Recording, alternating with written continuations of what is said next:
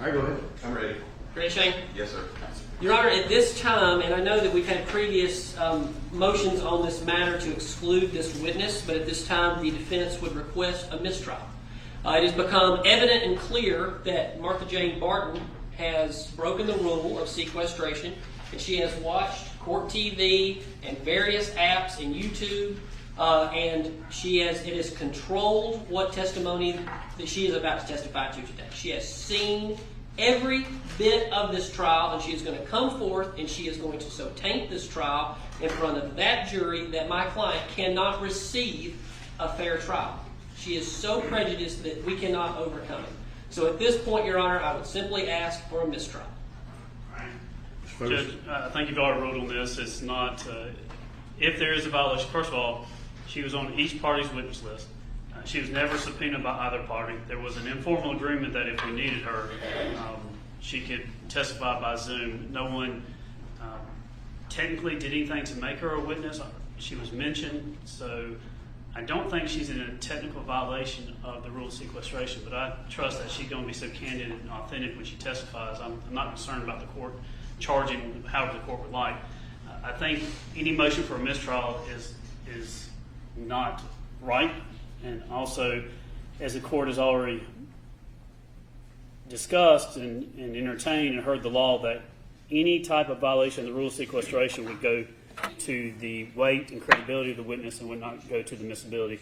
I understand that the defense does not want Martha Jane to testify in front of this jury, and I clearly understand the concern that they have with that, but that ultimately would be a question for the jury, not for the parties. I think we established previously that no one actually had subpoenaed her. Is that correct? That's right. We didn't subpoena her. And no one, and no one specifically gave her any instruction on what she could or could not do as far as watching any of the events. To my knowledge, no, Your Honor, but I can put her under oath. We could ask her also. Well, that's probably a good idea. Let's do that. All right. Ms. Martha, would you can stay seated. Don't get up. Raise your right hand if you would, please.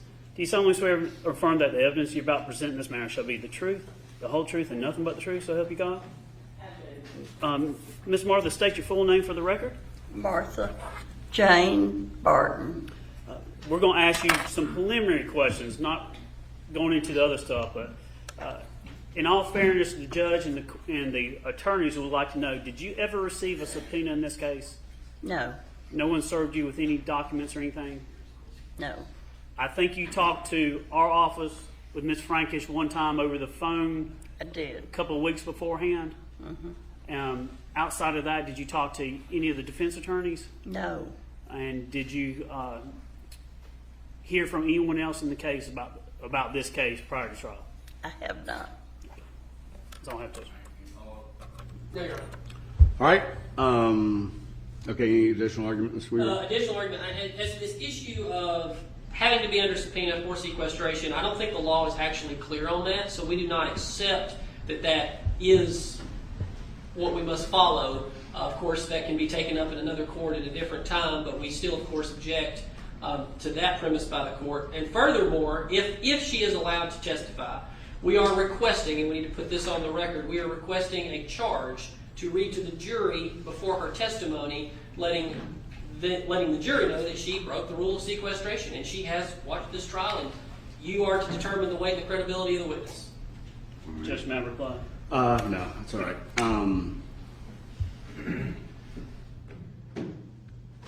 She was a potential witness, a named witness, but was never served a subpoena. It probably would have been best for her to receive some instruction to not watch the proceedings, although I don't know that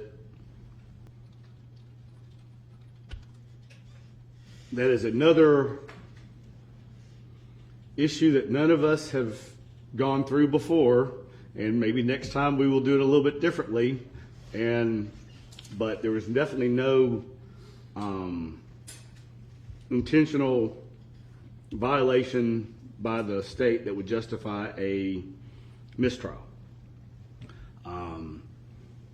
I'm not inclined to grant a curative instruction or anything saying that she violated any rule of sequestration, since she was not informed that she could not contact anyone or watch the proceedings or anything. I will let y'all cross-examine her to the extent that y'all wish to about any or all of that. And I'm not gonna restrict any of that. Y'all can ask her any questions about anything that she's seen or where she got her information from or any of that stuff is fair game. But I think it's appropriate for cross. Y'all can ask her that she knew that she could potentially be as a witness and that whether or not she thought it was a good idea to watch it or any of that kind of stuff, I think is fair game. Judge, we've learned from this too because we notified the ones on our list that we provide the defense about not contacting anything outside of that. I haven't instructed a single witness as they left the stand to not watch the proceedings on, and I probably should have done that. Anyway, we'll do it all differently maybe next time we have one of these. All right. Anything else? That's all, Your Honor. All right, bring them in. And Judge, just for the record, I will re-swear in. Yes, that's fine. All right, Mr. Focus, go ahead. Thank you, Your Honor. This time, state calls Martha Jane Barton. Ms. Barton, you can remain seated. Just raise your right hand. Do you solemnly swear or affirm that the evidence you're about to present in this matter shall be the truth, the whole truth, and nothing but the truth, so help you God? I do. Put your hand down. Ms. Martha, I want you to get comfortable. I'm going to ask you a bunch of questions, and when I'm done, the defense counsel is going to ask you a question. I think it's going to be Mr. Ray that's going to ask questions. If you can't hear what we say or anything like that, just let me know, okay? Okay. Tell this jury your full name for us, please. Martha Jane Barton. And spell your name for us, if you would, please. B as in boy. Arton. And don't give me your address, but tell me the city you're from. Tullahoma, Tennessee. You're going to have to spell Tullahoma for us. Tullahoma. Ms. Martha, tell the jury about how big of a city Tullahoma is. It's about 18,000, maybe a few more. And how old are you today? 84. 84. How long have you lived in Tullahoma? Practically all my life. Do you consider it your home? Oh, yes. Now, if I asked you how many people in Tullahoma you know, how many you think you know? Well, not as many as I used to, but I'm sure to come out. I worked at a bank, the same bank, for over 53 years. And growing up there, I know quite a few. And if I don't know the person, I probably know their parents and grandparents. Now, Tullahoma, how many stoplights and things like that? You have big stores, little stores? We're growing. We have several stoplights, and we're growing with stores that we have a Publix, Hobby Lobby, Marshall's, Ulta. We have a Ross. You have an Aldi's? An Aldi, Okay. of course, Kroger's, And several banks. several banks. Now, is it my understanding that you like purses and shoes? Who told you that? Yes, I do. Okay. What type of brand of purses do you like? I guess I have more Michael Kors, but I have.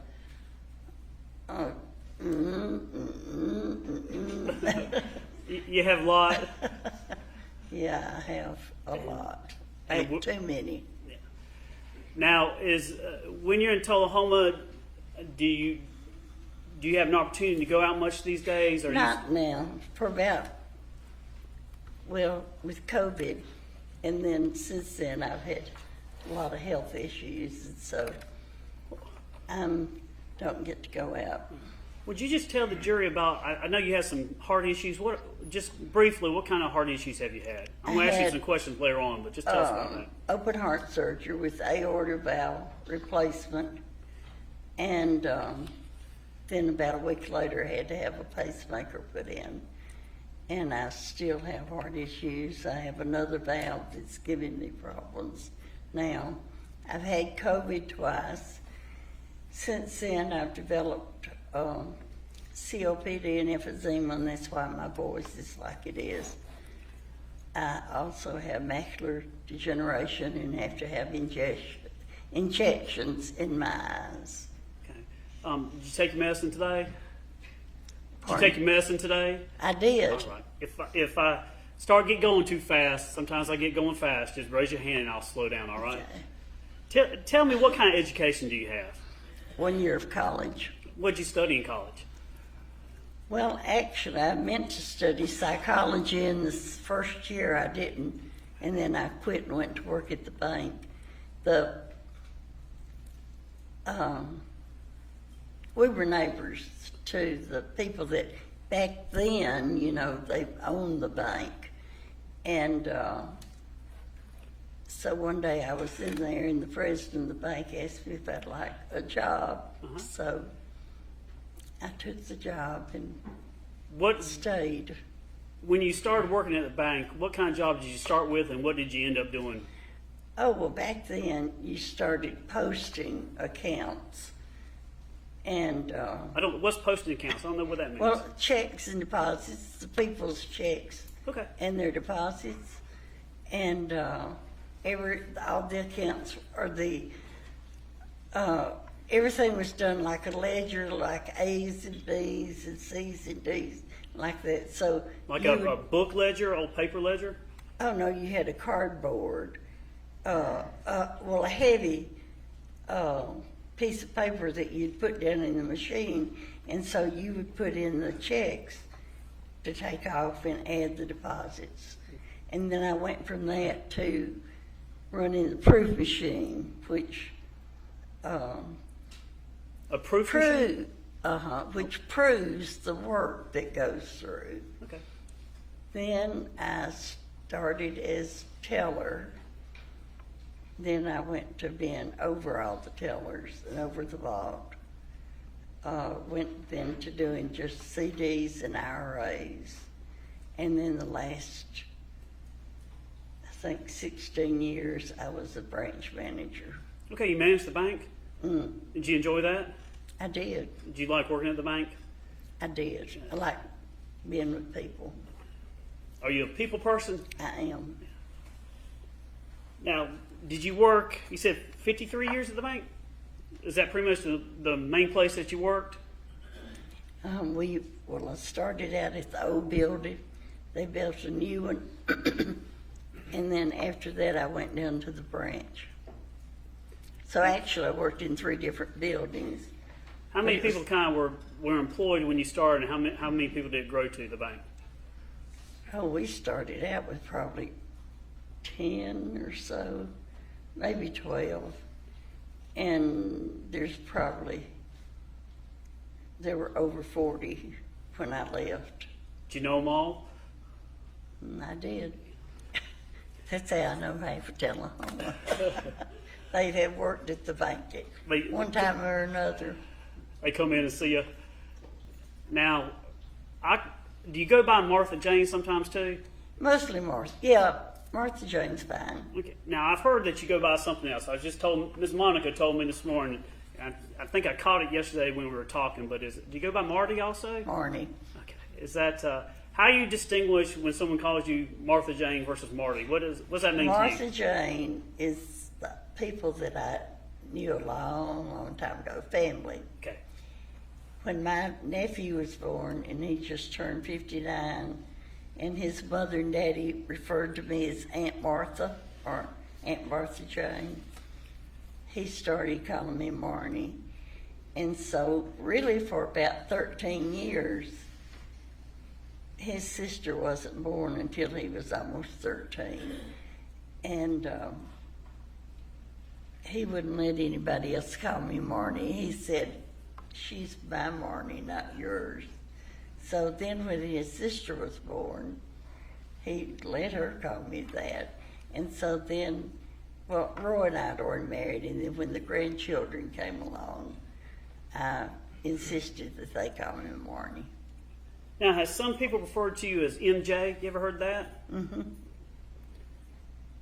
All right. I'm going to probably call you Miss Martha, if that's okay. It's okay. All right. What church do you go to? Church of Christ. How big is that? How big is the congregation? About 175. And is this a church where it's a lot of family and people you relate to? No, Okay. a few, but not really. It's church family. At one point, did Rusty go there? He did. Yeah, we know who Rusty is. So Yes. I'm going to refer to Roy Barton Jr. as Rusty. Mm-hmm. Now, when it comes to your health, did you have to have some surgeries, open heart surgery, I did in How many of those? 2014. in 2014? Mm-hmm. Where'd you go to get that done? St. Thomas, Nashville. How'd they do? How'd they do with that? Was it good? Oh yeah, it turned. Yeah, And except for having to have the pacemaker put in. But your day-to-day life is kind of the same since you're retired. You just try to take it easy. Very. No, you don't set an alarm clock. Now, Miss Martha, are you senile? I hope not. How's your memory these days? Well, I went to my doctor about 3 months ago, and I thought I was having trouble remembering names. Uh-huh. And these were people's names that I had known years ago, and I'd think of them. And so when I went in, I told the nurse that I wanted some memory pills. And she said, well, he'll give you a memory test. Well, she actually did it. And it was 30 questions. And he came in the room and he said, Martha, why did you want that? You aced the test.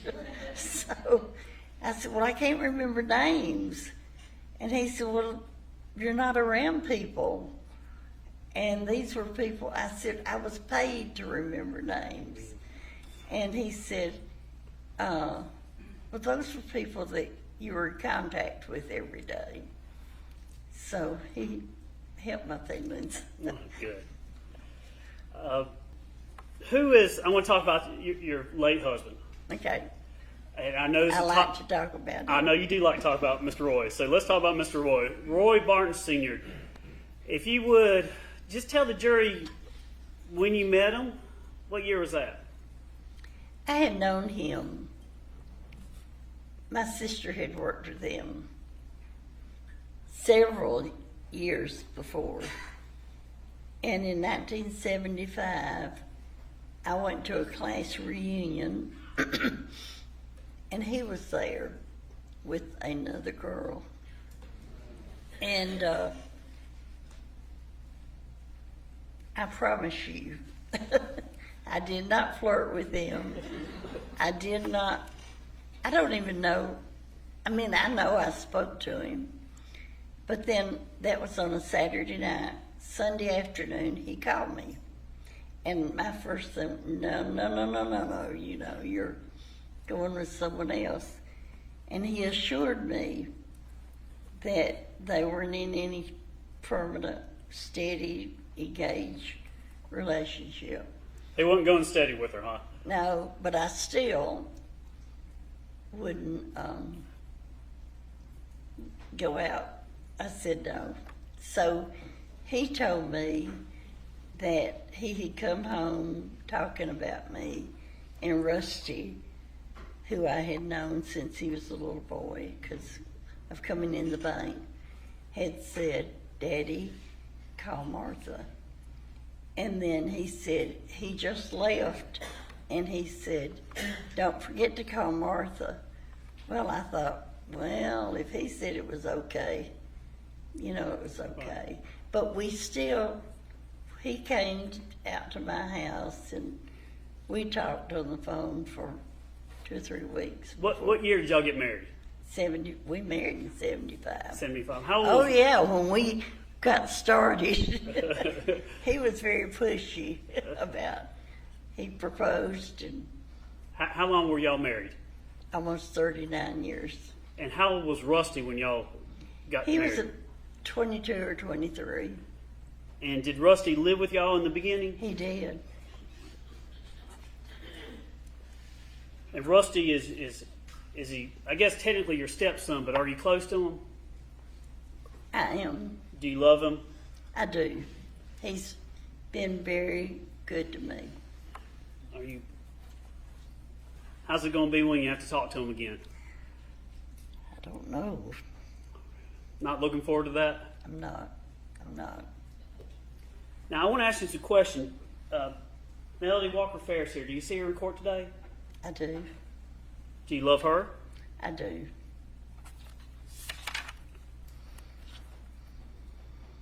I want to ask you some things about her, but can you tell the jury? I think you described it as you were from a small family. What's that mean when you were from small? When it relates to how you take Kay Walker and Melody, how's that work? My mother only had one brother, and my daddy didn't have any brothers and sisters. So mother's brother had one daughter who was Melody's mother. That's Kay Walker? Kay. All right. She was my only first cousin. And we were very close. Very, very close. I loved her like a sister. Was there a time that you and were living and Kay and Melody came to the house and lived a little bit, or not in your house, but did Kay live with your family at some point? No. And was there a time that even when you were older that you would spend time with Melody? Oh, yes. When I first started working at the bank, well, I didn't marry until I was 35. So when Melody was born, I was 20. And then when they moved to Nashville, the bank would be closed on Thursday. So very often I would go down on Wednesday night and stay on Thursday with them, and sometimes even go for the weekend. Miss Martha, do you like Willie Nelson? I do. When's the last time you saw Willie Nelson in concert? When Melody came and took me to see him in Atlanta. Do you remember Alpharetta. what year that was? It was probably 2017, 2018. Gary hadn't died. Was it a good concert? Oh, yes. Would y'all do things like that often? Just go and do No, stuff? that's the only time we ever went to a concert. And who went with you to that one? Was it just you and Melody, or? Amanda and Chad, and then a friend of, it was a couple that was a friend of theirs. Amanda, her daughter, and Chad Bruce, her now husband? Mm-hmm. How would you describe the defendant's, Melody's energy level? She was like my mom, my grandmother, which would have been her great-grandmother. How so?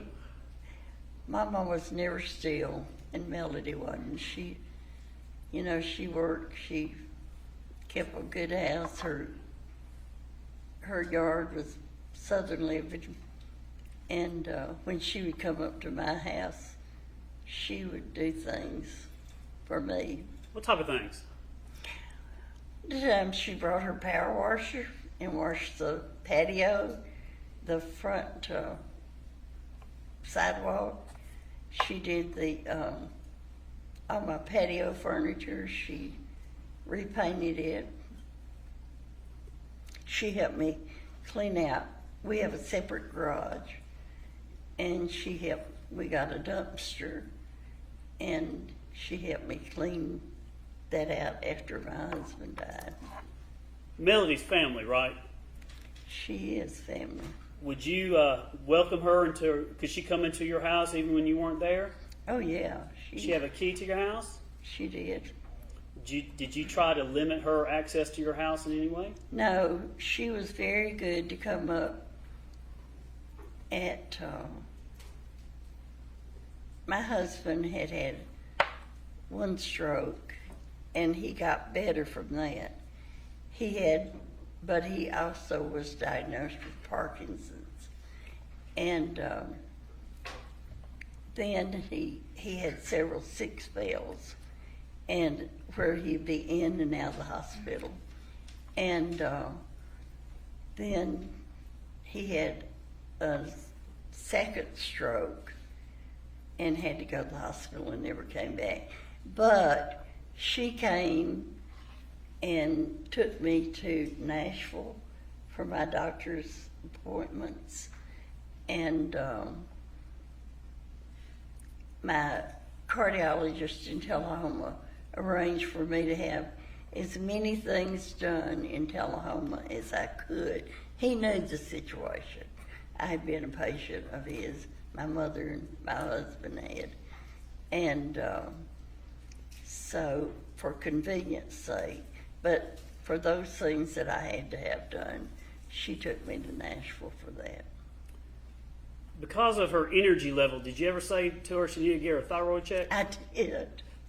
She was the Energizer Bunny. Does she like to clean? She does.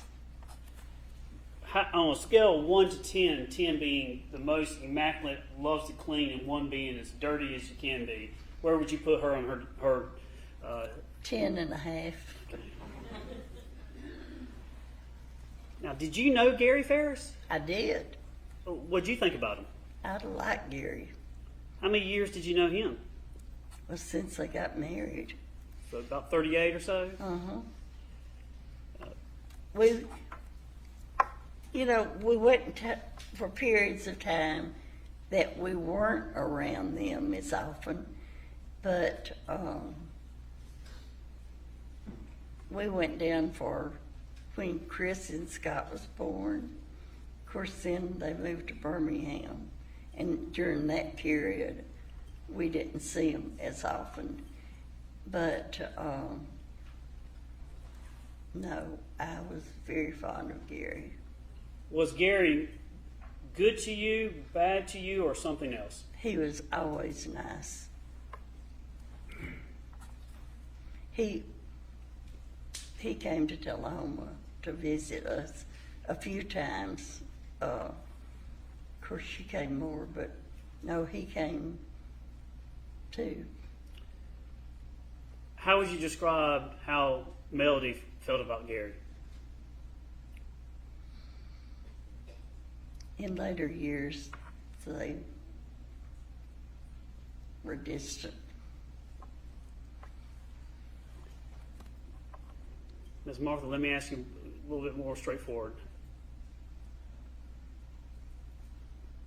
How would you describe the word, what would you use to describe her heart feelings towards Gary at the end of their marriage? There was no love there. When Melody would come see you in Tullahoma, would she stay with you or somewhere else? She stayed with me as far as I know. How much did you see her interact with Rusty? I didn't. When Roy was in the hospital, there would be times that he would be sicker and she would, with my health, this was before surgery, she would say, you go on home and I'll stay. And a little while, and Rusty would be there. Did you know about them? No. And I'm not going to ask you anything more. okay. Now, I think you were able to talk to law enforcement twice in this case. Is that right? Yes. Were you able to go back and listen to? I wanted you to listen to those recordings. Did you listen to those? I did. Did you remember much of what was said in, or had you forgotten some of it? After I heard it, I remembered.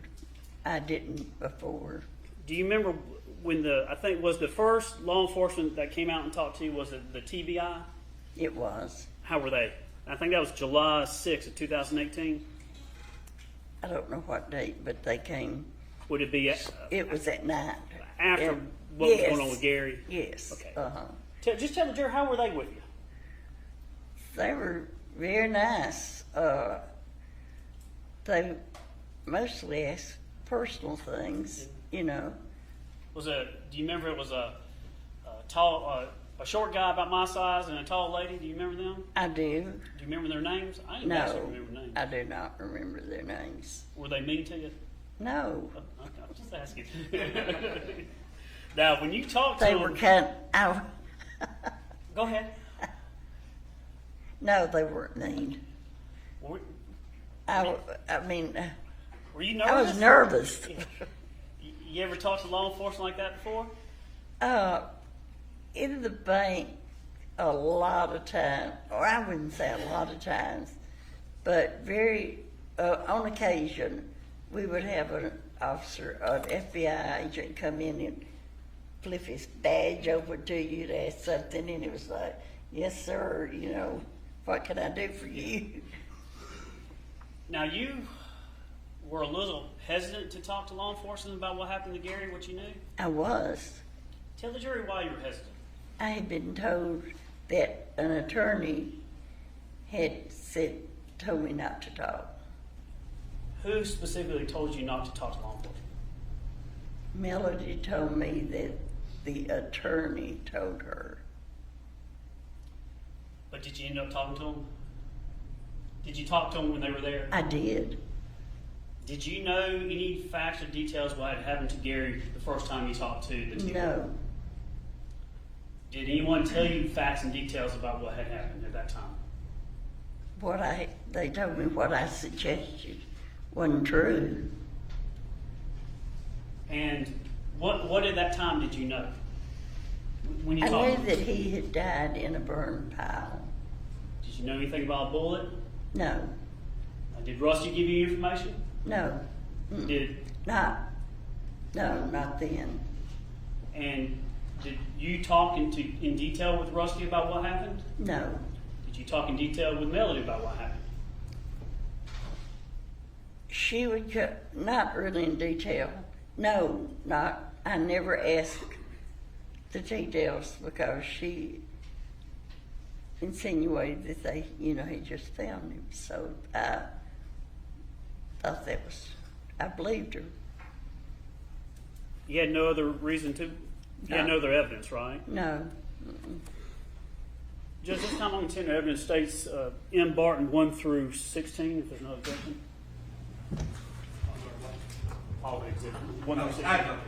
All right, amen. Ms. Martha Jane, I'm going to put up on this is something that you provided us very recently. Can you see this? Can you read it? Let me give you a. I can see it here. You can say it. Please. Oh, yeah. Let me give this. It may be easier. Now, this is a piece of paper that you gave to us. Is that right? Right. They had asked me, the Cherokee people had asked me about the phone calls. And I had told, so I went back on my phone, it's there, and looked back to see when the dates that we had talked. And this, I went back to July the 4th. Okay, is that first one? I had no idea that it happened the 3rd. So I went back on the 4th, and on that first occasion, I had called her about a recipe. Hobo beans? Yeah.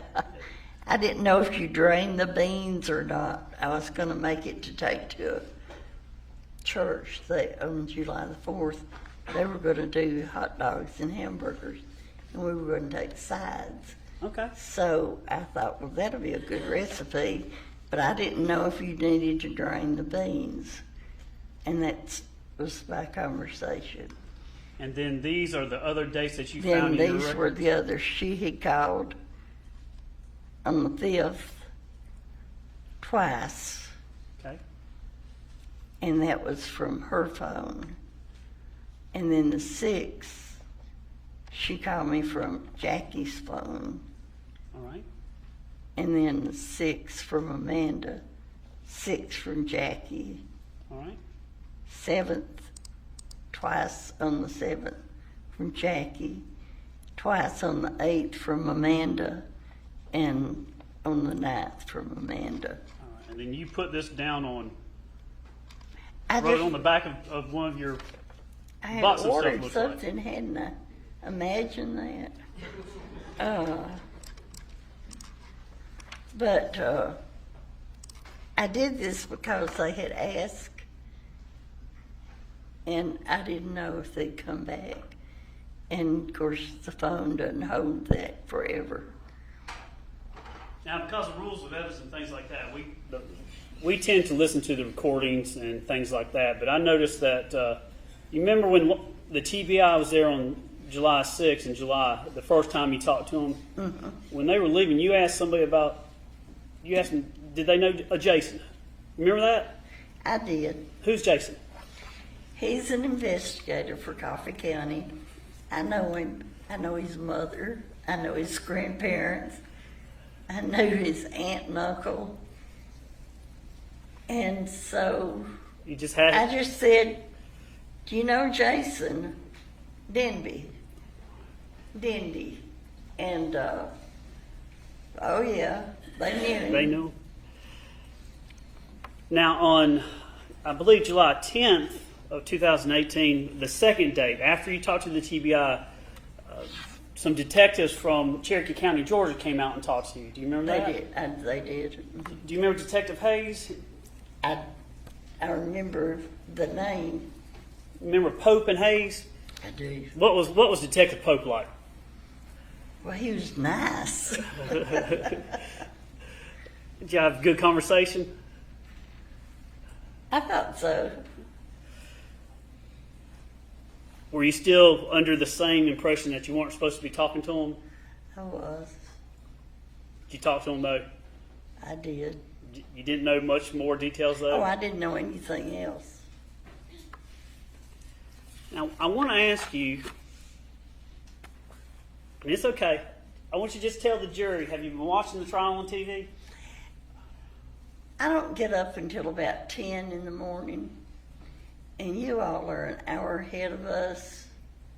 So I would usually start about, now this was, well, first of all, your office called me and asked me some questions and told me, or asked me if I knew the trial was starting. That was a shock. Okay. I did not know that. So that's the way I knew it was going to be on, but I didn't know. You talking about weeks before the trial when we talked? Right, Okay. right. Well, then someone called me and told me I didn't know about Court TV, and they told me.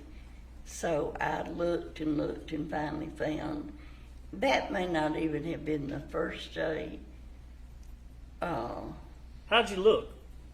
I have a Kindle, and I Well, Googled. Well, Miss Martha, that's not true, is it? You don't have a Kindle. How many Kindles you got?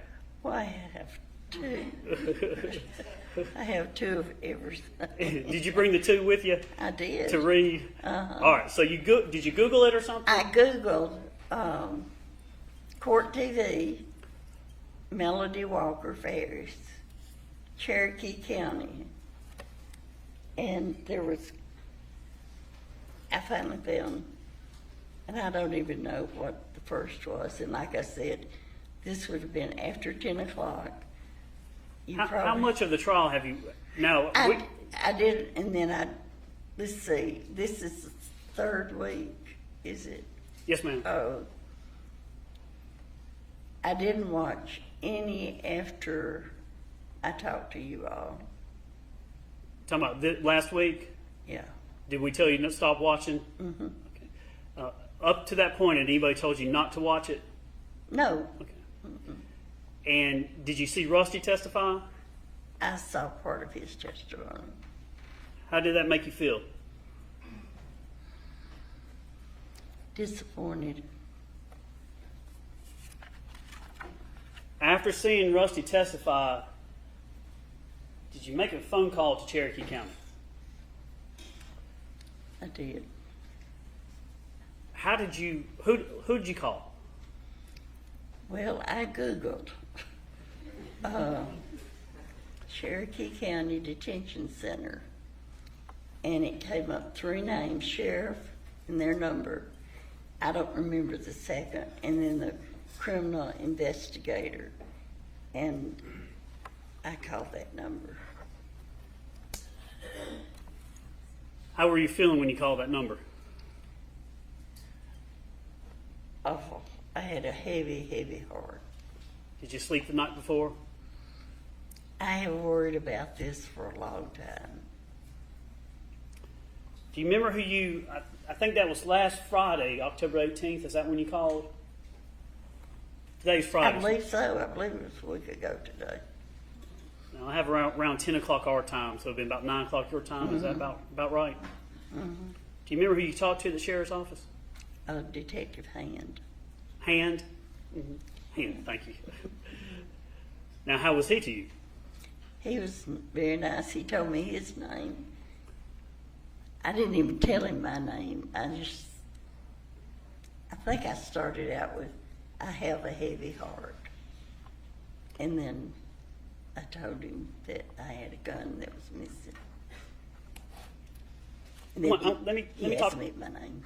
Yes, ma'am. Let me talk to you about some guns. I want to talk about, now, Roy Sr. was a jokester, wasn't Yes. he? I want to turn your attention, I believe, and you tell me if it's not right or if it's around that time. I want to turn your attention to, well, before I get there, did you buy Mr. Roy a certain type of pistol? I did. I bought him a .357 Magnum. Do you remember what year you bought that pistol for him? No. No, I don't. Do you remember It would have been, what decade we dealing with? it would have been probably in the early 80s. Okay. You remember where you got it from? No, probably, but I don't remember exactly. We had a gun shop out of Winchester, which was a neighboring town, a Ray Judge that everybody went and bought guns from.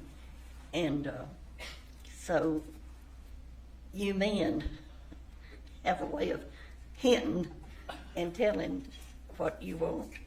This was the second gun that I had bought there for him. And the first, I got my uncle, Melody's grandfather, to go with me to buy a Remington. I should know, I knew 1100, I think. You dove hunt with it. Okay. And you can skeet shoot with it. Now, did Mr. Roy like to hunt? Oh, yes. Yes. What kind of hunt did he like to do? Well, turkey, dove, deer.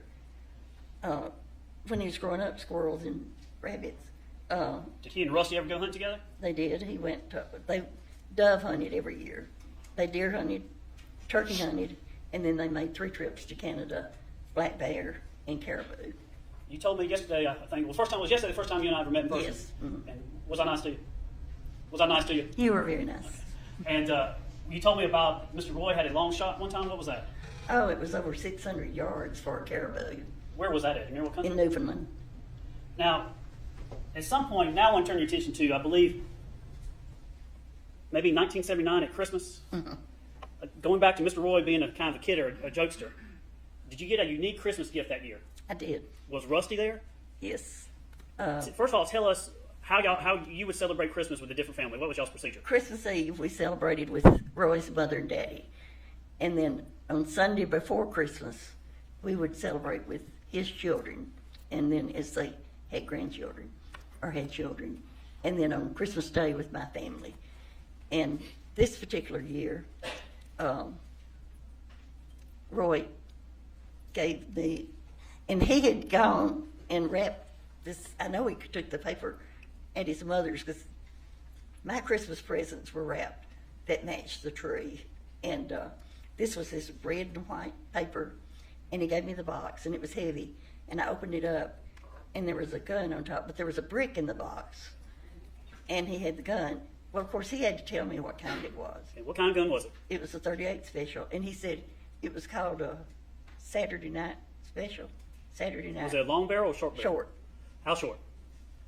Oh, it was this. It was very short, and he told me that I could use it. It was for my protection. And when you got the gun, did Mr. Roy do anything else with the bullets? He had rolled up $100 bills, and they were rolled up about like a toothpick and stuck in each cartridge. And of course, he joked that that's the only way he could get away giving me a gun. And that's probably all I saw. Now, this pistol, did it have a holster? It didn't then, but he got a holster for it. What kind of holster was it? It was just a leathery looking, it wasn't a thick leather, very slick, and it didn't have the belt on it. It was just to put the gun in, so that he wanted me to keep it in my closet. In our bedroom, his closet was on his side, mine was on mine. And he kept his .357 Magnum in his and wanted me to keep mine in mine. And I never did touch or hold it. I kept mine under my nightstand The where no one 38? could see it. You talking about the 38 pistol? Uh-huh. But the holster was a leather holster? It was. Miss Martha, you said Mr. Roy kept his gun on his side in his closet? In his closet. When you called law enforcement, you told them this information you're telling us now, is that right? Yes. I had to look it up because I didn't know. Tell them how you described your closet. Fibber McGee's, and you all may not know, it's an old cartoon, and if you open your closet door, you're liable to get hit in the head with something. Now let me go back. Your husband, ma'am, I'm sorry, when did he pass away? 2014. And Mr. Roy did he get sick around that time, or was it a little before? The day that I went to Nashville to schedule my surgery, he had a second stroke, and from that time on, he was either in the hospital or nursing home. And would you have to go to doctor's visits and things around that time too? Mm-mm. At some point after Mr. Roy passed away, did Melody come up, or during that time was she helping you go to the doctor's appointment? She did. Was she staying with you during these times? She did. Now, after Mr. Roy passed away, tell the jury what you did with the .357 Magnum pistol, Roy's pistol, and your .38 pistol special. Tell the jury what you did with it. In one of our spare bedrooms, I had it wasn't a cedar chest, but it was a chest type that had quilts, sheets, that sort of thing. And I took those guns and put them in the chest. There was a TV on top of the chest. I don't remember, but I put a lot of stuff on top of the chest so that I didn't think anybody would look in the chest. It was too much trouble. Did you personally put those in there? I did. Just those two guns? Just those. Let me show you some photographs. This is the first one in Barton 1.1.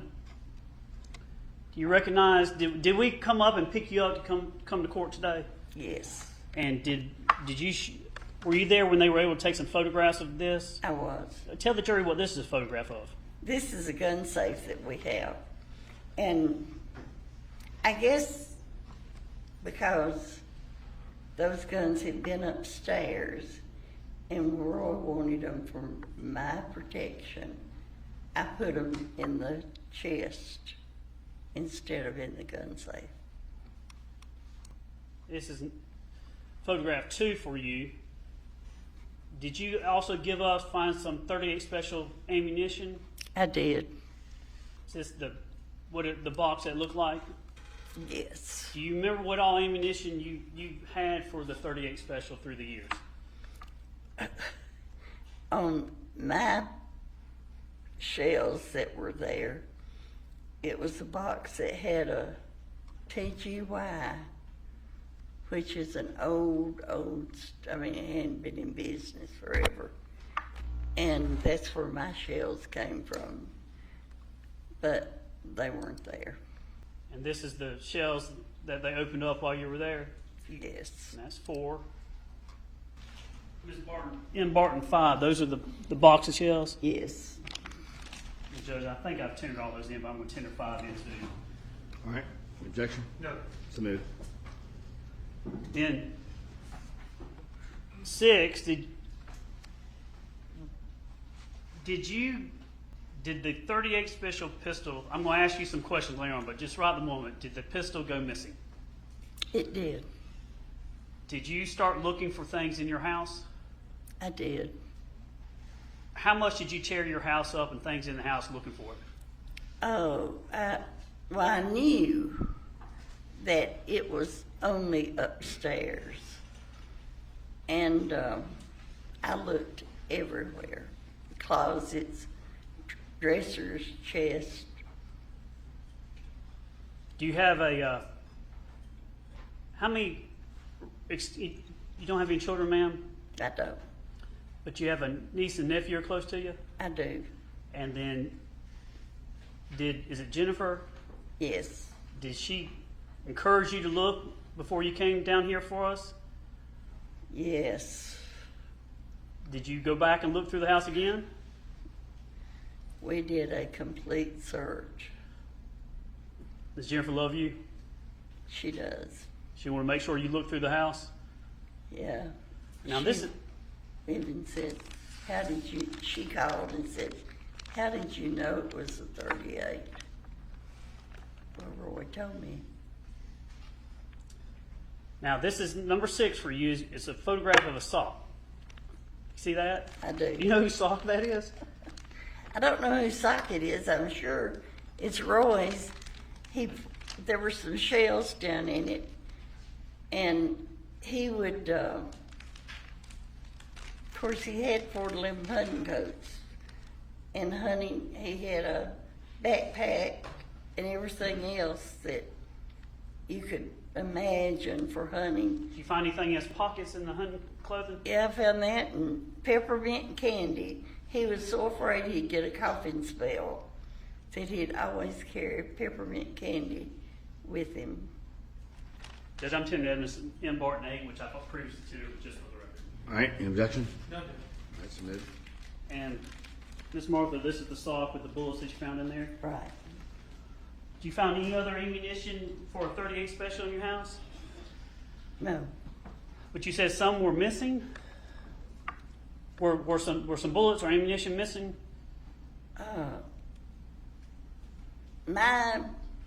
That went with my gun. He bought me a box of shells to go with my gun, Okay. and they were missing. So it's not those boxes. No, because it was. Do you it remember had the that brand of the one? TG and Y, which was in the mall, and he just went there and bought the shells for me, but they weren't there. Do you know what brand they are? No, I didn't know. These are the bullets that you found in the sock and then photograph 8. 9, just the safe again. All right. What is this one? That's a 357 Magnum. That's Roy's gun. Yes. Now, in this photograph 11 for you, Oh, no. No. all right, I'll go. You were supposed All to do a right, Miss close-up. Miss Barton, I'm on 12 now. Just tell the jury what that room is. Have you ever heard of a junk room? I'm trying to go through and get rid of, I'm going to have to downsize. And I move things in there. But this is the chest at the end of the bed.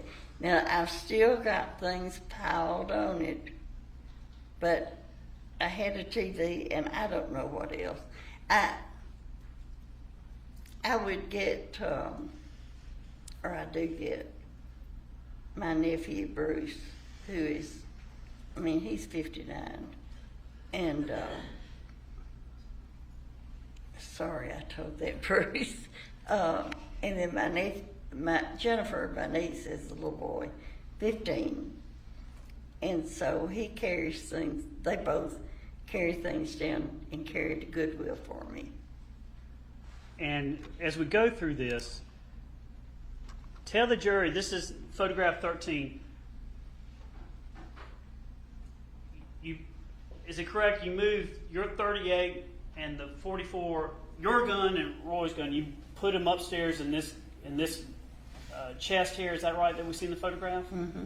Do you remember what year you put those up there?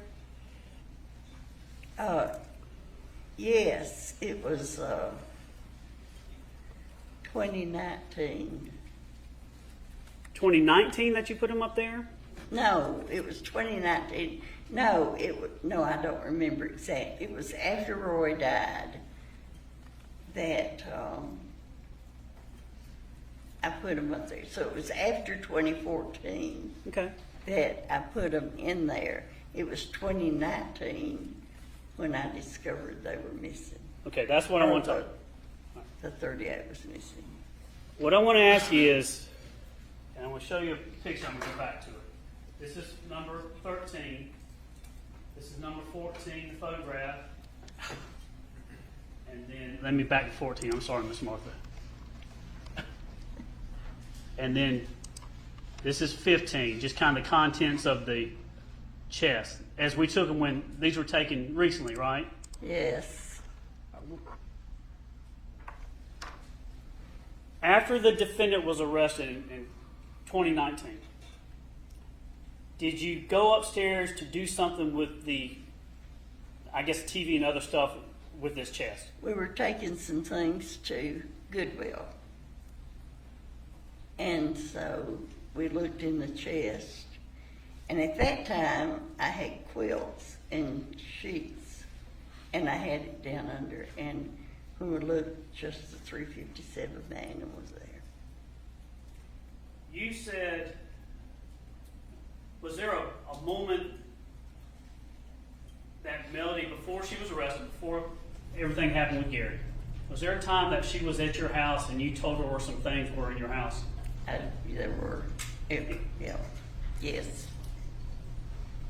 Do you remember how you described that to law enforcement, that moment? You said you had a certain type of moment. When I told her, yes, she was there with Ella, her grandchild. And I mentioned some money that I had in a dresser. And that it was more or less that if I needed something, those things were there.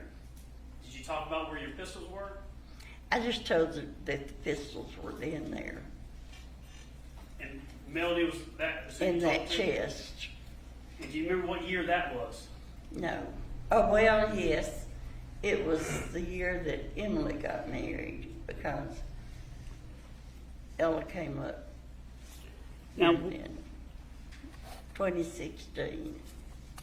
when you told the defendant, do you remember how you described that you had a certain type of moment when you told, I apologize, when you told Melody about that? Why did you have some hesitation now looking back on when you told her? Yes. Why is that? Well, it's gone. I don't even know why. Melody and I were very close. She had come and done things for me during this period of time. And before that, she was the only baby in our family for 5 years. And my parents divorced when I was in about the 7th grade. And we moved in with my grandparents, who were her great-grandparents. So we had a closer connection because when her grandparents came to see his mother and daddy, we were there. So we were very close. Did you have In fact, her grandfather gave me away at my wedding. Now, outside of the defendant, I think you said Ella, did you tell anybody else where your pistol was? No. Specifically in that chest, did you tell anybody? No. Did you have a weak moment when you told her where some things were in your house? I did. Why was it weak? Well, looking back on it, it was weak. After you were watching Rusty testify, did you hear him and me ask him about guns in your home? Yes. When you heard that, what did you think? Boing, I hope they, Well, let me ask you this way. When you heard that, did you start thinking about the gun? I thought you would call me. When the two different officers came to question me, they never, well, you heard the tapes, they never asked me if we had any guns. And that was kind of surprising because they seemed to know, about us. But, No one had asked you about No, any missing pistols? uh-uh. After hearing Rusty testify, did anybody know you were calling law enforcement? no, they didn't. It was, no. I just picked up that I picked up the Kindle and it Was it weighing on you? had been heavy on my heart. Did you feel like you just had to tell the jury about it? I felt like it was the right thing to do. Judge, I might just have one more. Mr. Ray? Yes, please. Ms. Barton, you just said that it was the right thing to do, right? I did. Okay. But you knew that gun was missing for the past 5 years. Oh, You just testified it was 2019. yes, from, when I broke my arm and got out of she was arrested when I broke my arm and foot. I just asked you, 5 years later is the right time. I was trying to figure out how long it'd been. Okay, 2019, yeah. Okay. That's when it's the right time to let people know that the gun was missing. Right? It had, Right? yes, Okay. After you've watched a 3-week-long jury trial. I did watch it every day and all of it, Okay, let's go through. Who all did you watch? Did you watch Scott? part of it, Okay. How about Chris? a little bit. Jenna? Who? Jenna? No, I didn't see that. Emily? I saw part of Emily. How about any of the experts? Dr. Atkinson, Who was he? medical examiner? I saw part of him. How about the GBI agents that tested the bullets? I may have seen that one. Okay.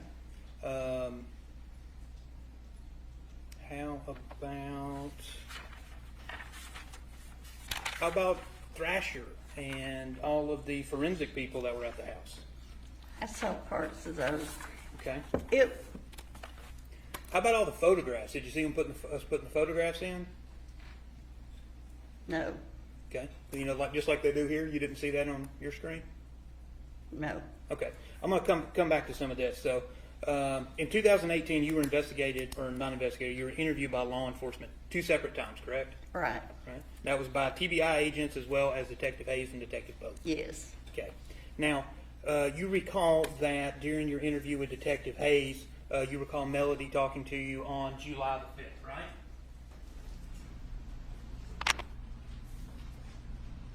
yes. What you looking at? I'm looking at this. Let me get that. I just need you to testify from memory, okay?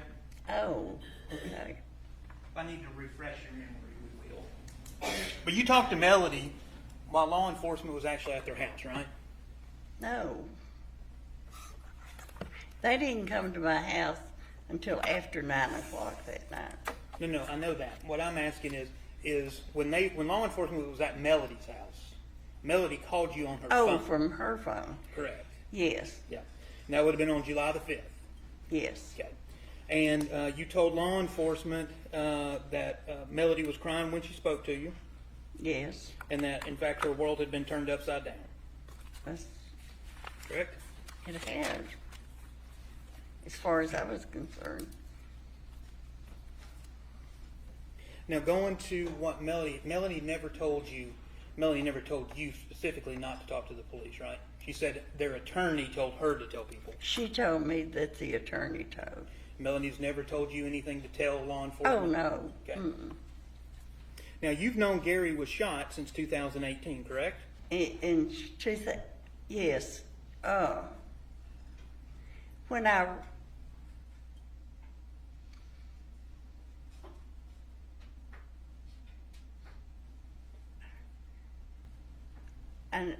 I may have known he was shot. Okay. Let me, just because you kind of on the fence. Now, I'm going to show you, this is not a certified transcript. This was prepared by the district attorney's office. What I want to do, I'll point to a line. Okay. And this is where your testimony was. Now, the first thing you're going to want to do when I show it to you is start reading it out loud. I just Okay. need you to read it to yourself, okay? And, You said testimony. Is this a preliminary or is this an interview? no, this is an interview. Okay, so it's not testimony. Oh, sorry. Right. I meant transcript, I think. Yes. So, not a certified transcript. So, ma'am, so you see M. Barton, that's you up here. So if you read from there down to there. Just to myself. Yes, ma'am. So in that interview, you make the statement that at least someone had told you that Gary had been shot in 2018. Right. Okay. Now, do you also recall in that interview, I think Mr. Fogus asked you, did they provide you with both of the recordings of your interviews from the TBI and the... Yes. Okay, so you listened to both of those? I did. Do you recall talking with them and telling them where you came up with your own theory about what happened? Did someone had come off the road and yes. I did. Someone had come off the road and encountered Gary? Yeah, that Okay. to rob. Something had happened. And you also remember telling law enforcement that you didn't think Melody could do this because Gary was her livelihood. I'm sorry. It's my voice that's starting to go out. You remember stating to law enforcement that you didn't think Melanie could do this because Gary was her livelihood. I didn't. And in fact, you said that Melody did not know if they even had money, right? Melody didn't know how much money they She- had, where it was at, anything like She that. didn't have any control over that. Okay. Melody had nothing in her name. Nothing. Gary controlled all of the money. Right. Okay. And he controlled it with an iron fist somewhat, didn't he? To the best of your knowledge? She was able to buy pretty much what she wanted, but the cards or whatever she used, the notice went directly to him, and he would know Yeah, he would know what she was what buying when she she bought it. spent. Yeah. Okay. Yeah. Now, moving on from that a little bit, you'd also talked about you got a woman that cleans your house, right? I do. Did she still clean your house? No. Was she in 2018? Yes, she came while Melody was there. When did she stop cleaning? Just before COVID, she had to have a hip replaced. And then, of course, COVID came, and then she had to have her other hip replaced. How often was she at your house? Between Every other week. 2018 and Every other- 2020? The cleaning lady? Every other week. Every other week, so twice a month? Every other week. Well, that'd be twice a month, would it?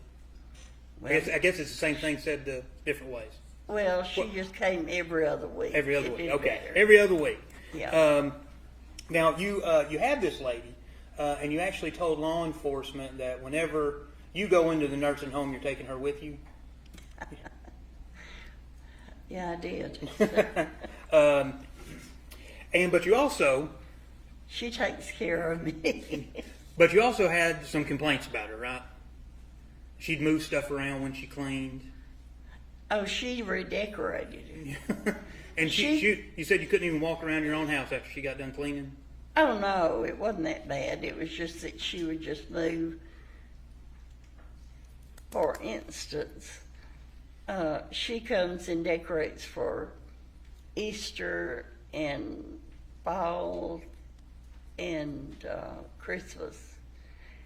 And I guess when she came Easter, she walked in and she said, "Oh, I've decided we're going to move this picture that was in the landing and one that was in the den," and she just took it and moved it.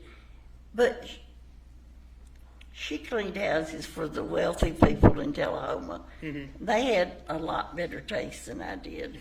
And Okay. she knew, and I never complained about what she did. Oh, no, I understand. But she did move things around in your house. Just that, and she wasn't in the closets. You did state that she likes to get stuff out of the closet, right? No, she didn't get out of the closet. When she first started cleaning, she did a cleaning of the closet, but she did get my clothes out for me when I broke my arm and foot and sent them to the nursing home. What she thought I needed to wear, which I ended up wearing. And that's fine. Do you stay at home with her while she's cleaning? Oh yeah. Okay. Either Roy was there most of the time. Roy, Because I still work. yeah, you were still working at the bank. Right. Okay, so even after Roy passed away in 2014, she continued to be there up until 2020, right? Because you said she left at COVID. Well, whenever it was. Okay. Yeah. You also had talked to law enforcement a little bit about there had been a man break into your house. Oh, that Or not was a like man. I'll say there was 2010. a boy had broken into your Yeah, house. that was in 2010. Okay. You also have a niece and nephew. I think your nephew is Jennifer, and I just know your nephew's last name is Brayton. Bruce. Bruce Brayton? Okay. Now, you had talked about Melody had a key to your house. Doesn't Jennifer and Bruce have keys to your house? They do. Okay. Who else has keys other than, I assume, the cleaning lady? Did she have a key?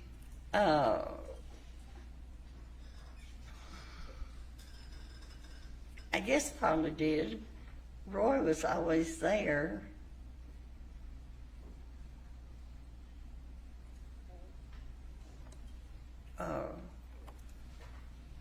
I don't. She may have a key.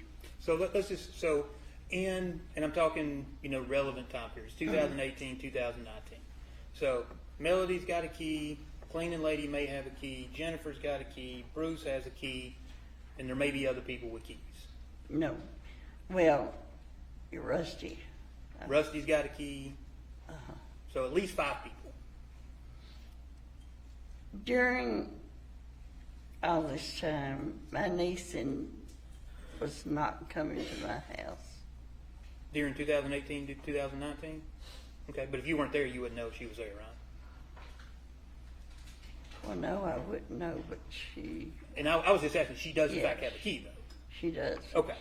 Now, I'm going to come back to that. Well, let me just go ahead and ask, have you talked to, because you got down here Wednesday night, right? Right. Did they put you up in a hotel? Oh, they did. Did anybody come with you? No, Jennifer didn't come? no, Okay. Bruce didn't come? no, Have you talked to Bruce, let's just say this week? no. So you wouldn't know that my office called and spoke to Bruce? No. Okay. Now, the bullets that you were talking about, sitting way over there, I couldn't hear you. The bullets you were saying were missing, not the Winchesters that we have in the box. So, can you say it again what brand those were? I don't know. Or you kept saying they were something. I think there was a store. I can't figure out what you were saying. Well, it's no longer in bid. There was a TGNY. TGNY? TGNY. And it had, you know how stores used to put their sticker on. You probably don't even know that. But, My grandpa owned a Radio Shack, and it used to say Radio Shack and have the price on it. used to, when you went to the store to buy something, well, it had the price. But I remember that this one had TGNY on it. And I don't know why I remember that. I never shot the gun. I never handled it that much. I have a healthy respect for guns because my husband, when he went hunting, it wasn't, I mean, he might go hunting when I was there, but he would like clean or whatever you do to guns the next day. He didn't have the guns out in my presence. I could not tell you. I know he's got a Benelli, but But I don't know, in that gun that I gave you, that was a Remington. But, in that 357, but now, honest to Pete, if I hadn't just seen it, I probably wouldn't even know what that thing looked like. The gun? Right? Yeah. That's what you're talking about? You wouldn't know Yeah, what it looked like? because I didn't, if it were a pair of shoes or a purse, I guarantee you I could tell you. Absolutely. But they didn't interest me. I didn't handle them. So I basically, just knew I had one. you just put it away, put it in your nightstand. Well, it got moved around, but eventually you put it in your nightstand drawer and you just went on about your business. It wasn't in the drawer, it was underneath on the floor. Okay, yeah, underneath. But it was, my nightstand is where you had to get down under it to slide it in. Now that holster you had talked about, you said it covered the whole gun. It didn't. Well, Allison, can you stand up? Is it a holster like this? You know that the whole gun's in it? I can't see that far away. It's like that. I Can you can't. see that? No. Can you walk up to her, Judge? These glasses are close up, they're not my distance. You don't get to hide over in the corner anymore. No, it didn't. No, you could see the end of the gun out of it. Okay. Yeah. It was, I mean, you know, this was old. It wasn't, Well, let me do one thing real quick. And Judge, huh? Me get a picture. Yeah, we'll do that. We'll just, that we had Deputy Allison approach the witness showing her holster for her service weapon, and the witnesses indicated that it did not look like that. no, it didn't look like that. Thank you, ma'am. Now, so it's sometime in 2019, and Melody is arrested, and you noticed that the gun is missing, correct? I did. And you continued to talk to Melody while she was in custody. You know, talking on the phone calls. I did. You never said anything about a missing gun to Melody. Okay. You No. never called law enforcement and reported this gun stolen. No, Okay. You still have not reported this gun stolen. I haven't. And that's another thing that came up that I thought, ooh, I haven't done that. But I couldn't describe it. Yeah, you can't. But well, I'll get to that in a second. So you can't actually tell the jury what this gun looked like, right? We got to say that loud because he got to be able to hear you. Oh, no, I can't describe it. Okay, can't describe it, but for some reason you remember it's a .38 special. There were other people that I've told that I got a gun for Christmas. And then I've told that I have a .38 special. I mean, I told that before I found out it was missing to someone. Okay. Well, do you still have a receipt for this gun? No. Do you have any I don't photo- even know where he bought it. Do you have any photographs of this gun? No. Now, going to your testimony, because remember beforehand I was asking you about what you had seen. Where are you watching that? You said you watched it on your Kindle, right? Mm-hmm. Okay, so you're watching on the Kindle. Are you watching like YouTube? Like the YouTube app? Well, part of it, sometimes it would come up YouTube, and then part of it was, you could see that symbol, and it was just like, It just shows it. Yeah, that's what they zoom into when Yeah. we're not in court. but the YouTube wasn't like that. It had a little man down in the corner. That's what I'm going to get into. I'm going to show you a picture. Okay. So, you have not seen this photograph that I'm going to show you. What I'm going to ask you is because you had told law enforcement that there's a little man, I think that's what you said, little man in the corner that's got headphones on. Yes. All right? And I'm just going to show you and see if this is the man that you saw. No. That is Oh, not him? this. Yes. Yes, this is a man. Okay. Oh, yeah, that's Rusty. Okay, Yeah, yeah. and so we'll just perfect the record, okay? Okay. So this is the man in the lower right corner of what I'm going to call Barton Defense 1. Okay. And is that correct? Yes, That is the man that you watch. yes, And the other man that's Rusty Barton. right. Okay? And you're watching it. Are you kind of familiar with YouTube? No. Does this kind of look like what you see when you watch it on Kindle? Uh-huh. It does? Alrighty. And Judge, this one time we move in, Barton defense number 1. I simply do it. All right, it's good. Will you switch it over to them when that's on post? It's on. Oh,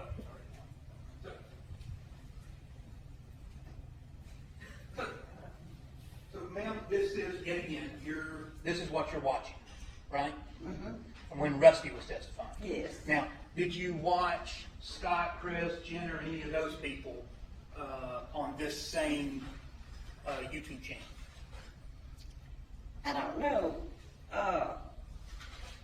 Sometimes it came up where I could see the judge and that symbol back there. And sometimes I would get it on this. I'm not real computer. I'm savvy? not a guru on this. And that's perfectly fine. But one thing I want to talk about is that little man in the corner there, and so the jurors know they can see it, that this is a YouTube channel called Recovery Addict. Were you aware of that? No. Okay. And it's that little man in the corner with the headset that is the one who told you, quote, that's where she got the gun. I heard him say that. Yeah, and that's where you got the idea. No. Well, that's when you called law enforcement, wasn't it? Actually, the next day. It may have been the next day, but I thought they will realize that they'll hear it. I thought you all would pick up on that. What do you see on there on that exhibit where it says, did I crack the case? Where it says what? Oh, yeah, I see that. Okay. And do you know that that man is now claiming that he's the one that solved this because he gave you the idea? Well, he didn't. Well, you would agree with me, though, that on this timer, you're sitting at your house in Tullahoma, Tennessee, and you're watching Rusty testify with that man giving commentary, correct? I did. And that man made the statement on his YouTube channel, quote, that's where she got the gun, right? I heard that. And the next day, at 9 o'clock in the morning, you called Captain Hands at the sheriff's office. Correct? I did. But And Judge, I would just ask Mr. Ray. that was not, there was no explanation needed. I'll let you redirect. Go ahead. And that is the first time since July 5th, 2018, that you have ever told anyone about a missing 38 was to Captain Hands.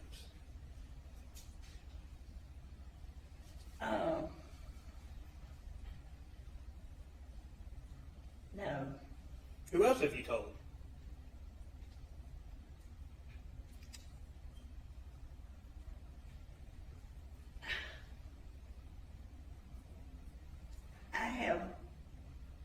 She's not a family. She's a very good friend that I told. I don't want to get her involved. Okay, so you claim, when did you tell this supposed person?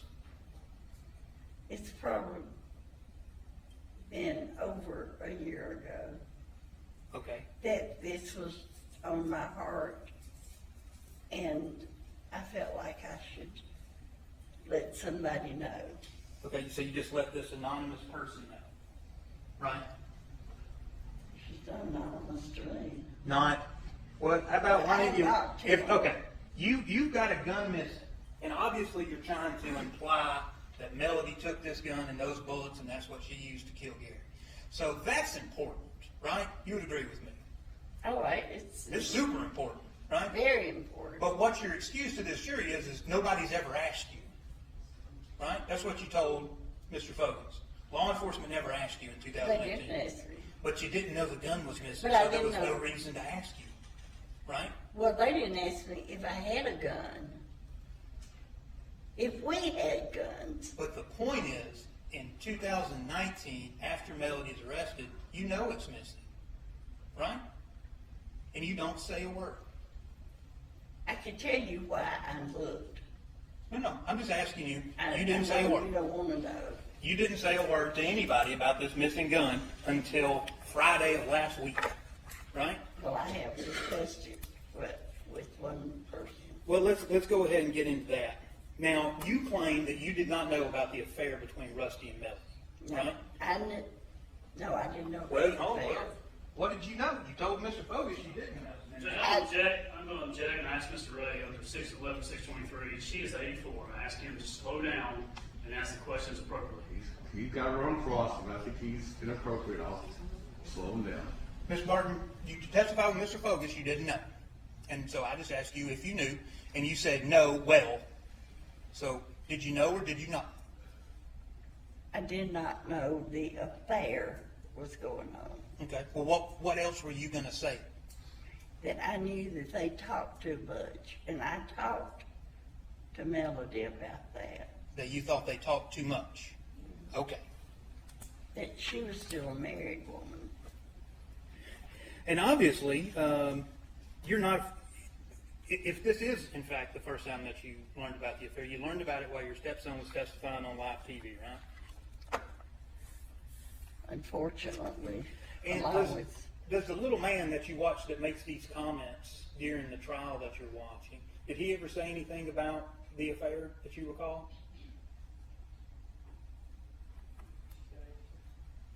no, Just say yes or no, sorry. So in front of live television is when you learn that your stepson and technically your second cousin are having an extramarital affair, right? yes, And you recall talking with Detective Hand, telling him about how embarrassed you are about it, I am. and that I think you actually said that you can't even hang your head up in Tullahoma anymore, right? Hold it up. You can't hold your head up in Tullahoma anymore, right? That Rusty and Melody have destroyed the Barton name. You recall that? I do. Now, with your niece and all of them, or let me ask it this way first off: do you have you had any communication with Scott and Chris? No, And that would be since, what's it say, since 2018? since 2018, yeah. You have? I haven't. You have not? No. Okay. Do you know if your niece Jennifer, she's had any contact with I Scott do and Chris? not know. Okay. And Rusty's your stepson, right? Right. But you're 13 years apart, right? Because I think he said he's 71 and you're 84. Well, he is, yeah. Okay. But I never thought. So was Roy much older than you? He was 7 years. 7 years older than you? Okay. And you don't have any biological children, correct? No. Right. But you recall talking with Captain Hand. And it is Captain. Yeah, Captain Hand. Talking to him and telling him that basically you're not happy that Melody's throwing Scott under the bus, was paraphrase of what you said, right? I wasn't. You weren't? Because in your opinion, even though I know you don't have any biological children, but you were very close with Kay, I believe, right? Right? And y'all talked about a mother should always protect her children, correct? Right. And that a mother should do anything to protect her children. I believe that. You believe that. And it made you sick to see Melody blaming Scott and Chris, didn't It did. it? Okay? And then, After the fact. after the fact After the man I told you learned that more. the gun, Yeah. so that's exactly it. So you're watching this trial, and Melody is disgusting you. You found out about an affair. You've seen her blame Scott. Well, you hadn't seen her. You've seen me and John Luke blaming Scott and Chris. In proper form, he's not asking questions, he's testifying. He's trying to get. I'm trying to get It's to not it. a question, Your Honor. It is just a long question. So now I got to start over. Correct. Lost my rhythm. So you have sat here and you saw me and John Luke blaming Scott and Chris, right? I'll break it up because you watched the trial, right? Right. So you saw us blaming him. You saw Scott come in claiming that he found a gun, right? I did. But I already knew that. Who told you that? Melody had told me that he had found the gun before all of this happened. Yeah. And I done lost my train of thought. You find out about the affair, right? I did. So, and then you see me and John Luke blaming Scott and Chris, right? Or it's technically going on all at the same time. I've seen that. And for you, that's just not good, correct? You can't have a mother blaming her sons, right? Because you just said mother should always protect her I'm children. going to object. He's asked 3 questions, has not given her an opportunity to answer. He has got to let her answer on 611, 623. That was one. That's won't 3 questions. They didn't let her answer. I just asked you to give an answer. He's trying to get her to answer. He Go has ahead. to give an opportunity to answer the question. She hasn't answered yet. He didn't let her. I don't think that's exactly what's going on. Keep going, Mr. Ray. Thank you, Judge. All right, so we'll just back up just a little bit, okay? So, when you're seeing this, you're disgusted with Melody, right? Especially once you learn You about the won't affair. let me tell what really happened.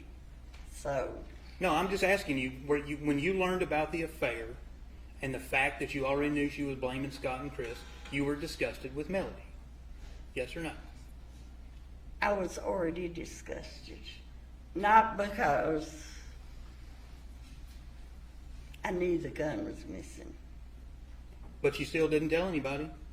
No, I didn't. Do you have any proof whatsoever that your husband ever even bought you a 38?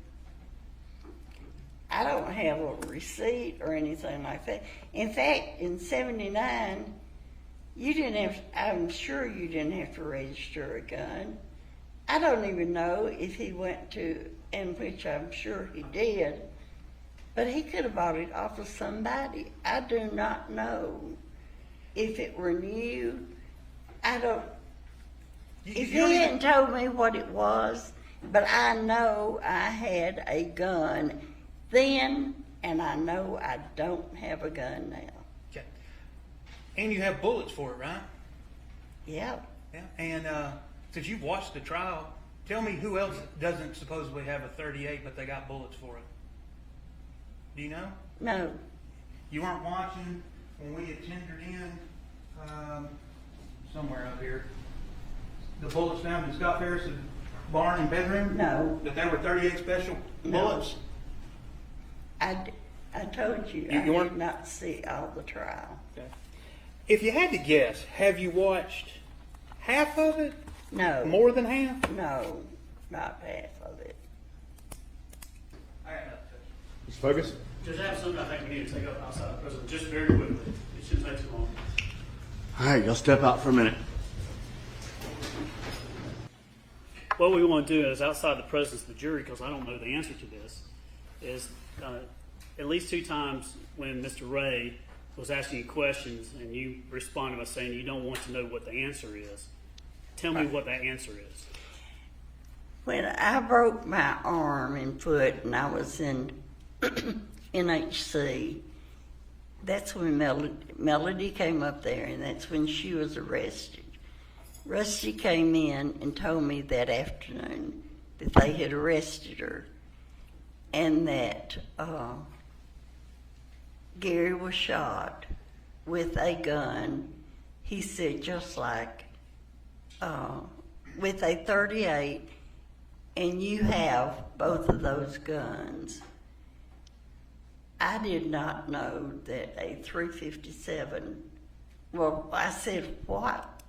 2 guns, because he just floored me. And I said, what 2 guns? And he said, your 38 and the .357 Magnum would shoot a 38. So then, that was in July. So I think it was Labor Day weekend that we looked in that chest, and I found that my 38 was gone. And ever since then, this has weighed heavily, heavily on me. Judgment, I just had one. Unless defense needs any. No, I was just checking. I mean, what you're saying, this is a story that supposedly Rusty came in and said, so that would be hearsay. They want to recall Rusty then they can ask Rusty if this conversation happened, or they can ask her if she had a conversation with Rusty after or around the time of Melody's arrest. But regarding this whole testament about these guns from Rusty, we hadn't heard that before. And we hadn't heard it from this witness before either. Judge, I just have one more. Judge, Ms. Moore was with us yesterday. I don't remember her telling us this yesterday. Ms. Moore said that she did. I remember her saying that the 57, that the 44 Magnum can shoot, or 357, excuse me, 357 can shoot at 38. But Ms. Moore said that she did tell us this part. Well, But that's it, Judge. That's what I wanted to. the before you- statement from this witness is that Rusty told her some things. Now those would be hearsay. You can ask her if she had a conversation with Rusty and did he talk to her about the shooting, and then what she did after that. Okay. She can say that's when I went and looked. But not the contents of what he said. Correct. Right. And then if you want to get into the content of what he said, that would then, it still would be hearsay even if y'all brought Rusty back in to testify to it, but May I you don't say anything yet. But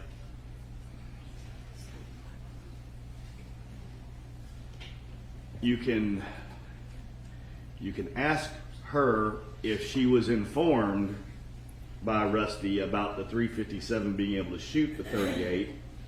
That's not being offered for the truth of that. That's her state of mind. It's just right. Yes, and also since we got a jury out, I'm going to ask about, we sent you the summary. Investigator Morris.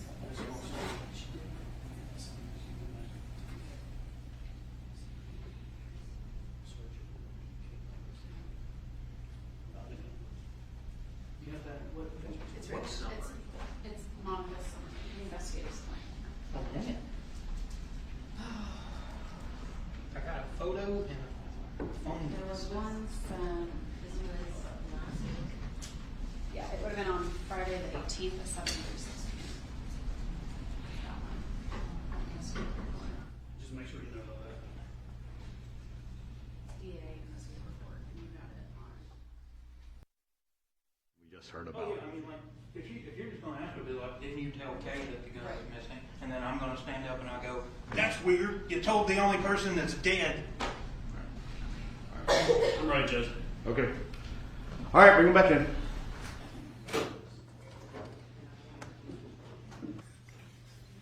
All right. Let's go. All right, Mr. Fogus, you can continue. Thank you. Miss Martha, I'm almost done. I have a couple questions, okay? Okay. At some point after Melody was arrested, you can't tell me what he said, but did you talk to Rusty about the guns? Yes. And after don't tell me what he said, but did you explain to him about where they were or how they went missing? No. Did he say something to you? Don't tell me what he said, but did Rusty talk to you about He whether or did not? say something to me. And it was at that time, did you then learn whether or not a 357 could shoot a 38?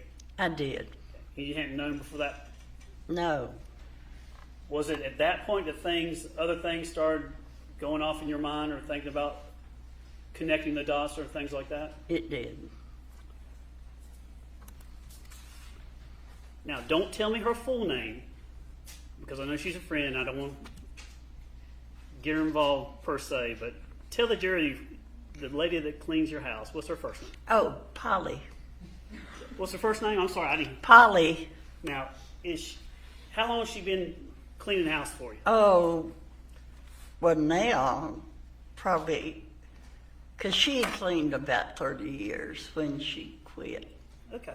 But she didn't quit. Do you I mean, like, she comes out and helps me decorate. or she comes out and decorates. And she can't watch this. So. Is it Miss Polly? Is that? Polly, Okay, I'm calling Miss Polly.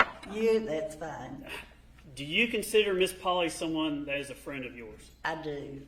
Do you trust Miss Polly? Absolutely. Would she steal from you? No. Now, defense also asked you about a kid that broke into your house one time. You remember that? I do. How long ago was that? That was in about 2010. And did that or did not involve some glass jars of change? It didn't. I had several in my closet, Uh-huh. and he didn't take any of those. Did you have any connection with that child or teenager since 2010? No. Would you have any evidence that he's ever come into your house and stole your .38 special revolver? No, he wouldn't. No. Now, He went to prison. do you know where he went? Well, I'll let defense ask you that. Was he local? He was. Drugs? Drugs. But had you ever seen him on your property or anywhere upstairs in your upstairs bedroom going through your or getting into your chest where those two guns, only those two guns were? No. Ms. Martha, I'm almost done. Now, counsel asked you whether or not you told anybody about the gun. You didn't. You said you told a friend. But did you tell Kay Walker anything about the gun? I didn't tell her about the gun. I told her that I had had Bruce to come out and take some things to Goodwill, and that we had gotten in that chest. But she didn't even know the guns were in there. She probably didn't even know I had the gun. But you told Miss Kay about the chest and things missing from the chest? No, that we had been in it. Oh, okay. And around that time, were you talking to the defendant on the phone? No, I think when I told Kay that she had been released and I wasn't able to contact her, but Kay was talking to her. Well, after you talked to Kay about the chest, did Melody stop saying something to you? Oh, that's right. I did talk to her because she never told me she loved me again. Nothing further on. Just a couple things, Judge. Ma'am, did you also learn that a .357 can shoot a .38 special from watching the trial? No, You didn't hear us talking about that in the trial? no. All right. Going to the neighbor that Mr. Fogus was asking you about, or the boy that went to prison, that guy. He's actually your neighbor, right? He was. He was. And your house, it's fairly far off the road, correct? It is. So, I mean, you got a really long driveway. You can't really see your house even from the road. Oh, yes, you can see it. You can see it? Because I just had to look at it on Google Street View, and it's a pretty good distance, though, right? It is. Okay. But this boy that went to prison that had previously broken into your house, he's a neighbor. He was a neighbor, but he doesn't even come over to his parents' house anymore. Yeah, anymore. Is that because he's in prison, or he just doesn't come No, over he's anymore? out of prison. Okay, now. he's out of prison. Okay. All right. No further questions. Thank you. Anything else? 1 second, Judge. Sometimes people have to help me. I forget things. After the break-in with the neighbor, the young kid or the teenager, however he was, did you check to see if your guns were missing? Yes, we did. They weren't. They were still there? They weren't missing. The jars of coins weren't missing. He took a lot of my jewelry. But your pistol was still there? Oh, yes. That's all, Judge. Last chance.